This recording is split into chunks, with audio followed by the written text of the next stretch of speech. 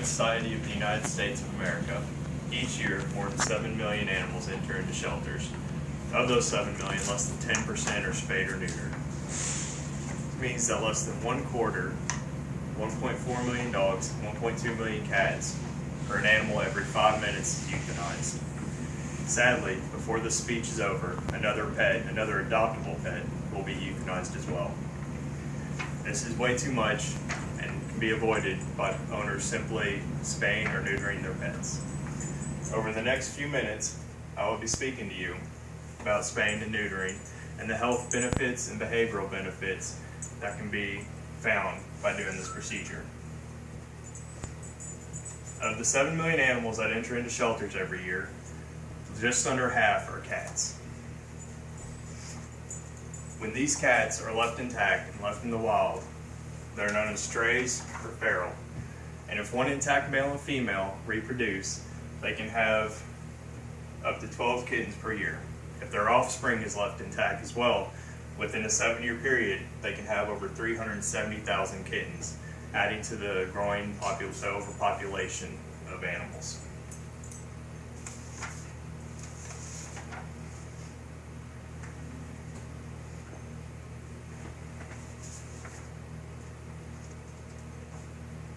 With these staggering numbers, it's easy to see why there's a overpopulation issue.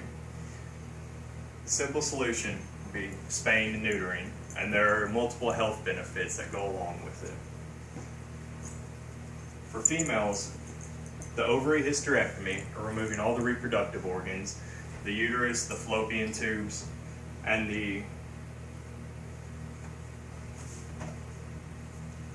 uterus, removes any chance later in life of developing cancer in those areas, breast cancer, ovarian cancer, or uterine cancer. This also greatly reduces the risk of developing pyometra, which is a uterine infection that, if left untreated, can be deadly.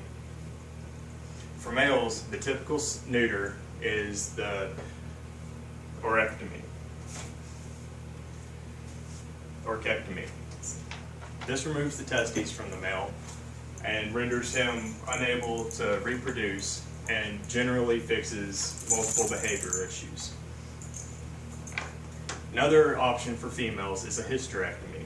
With a hysterectomy, a female just has her part of the fallopian tube and the uterus removed.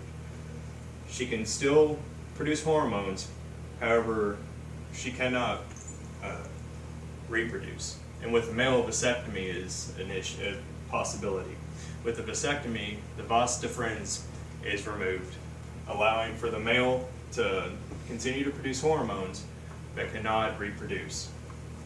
With the male having the orchectomy, it will decrease the chance of developing testicular and prostate cancer later in life. A study done by the USA Today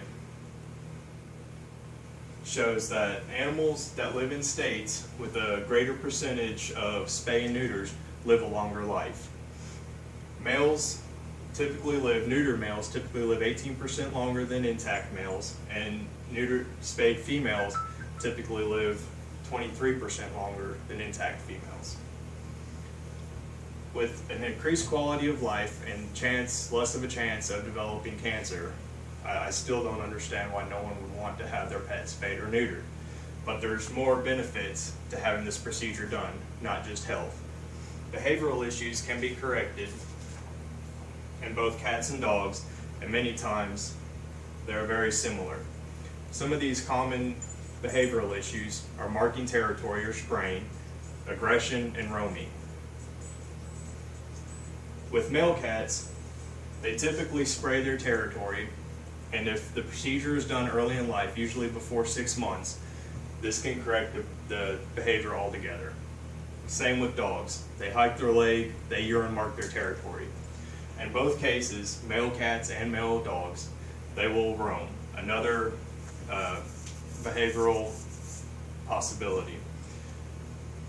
Once they begin to roam, they can come in contact with other male dogs or male cats, and this can lead to fights and aggressive behavior, which can lead to vet bills or, in extreme cases, death. Again, more examples of issues that are resolved through spaying and neutering. However, there are some myths that are portrayed from spaying and neutering procedures. These myths can include, but aren't limited to, I should let my animal have a litter before she is spayed, or maybe my pet will become fat and lazy, or my favorite, that my animal will feel like less of a cat or a dog and they won't be as protective. These are all completely false. A female cat, once she has a litter, and every litter after that, is more susceptible to developing cancer, and the health risks just continue to grow afterwards. As far as the pets becoming lazy, that's just lack of exercise and poor diet. And the last one, my favorite, the pet not being protective or feeling like less of a dog or a cat. The protective instinct is grown more through environment and genetics. And animals have no sense of ego. They have no ego. So don't worry, your pet won't become a coward or shy or bashful. He won't need years of therapy to correct what you've taken away from them. So that makes all pets healthy.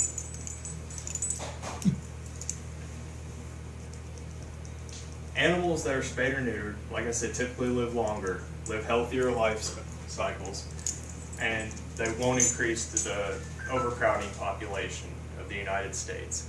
There seems to be no real reason not to get this procedure done.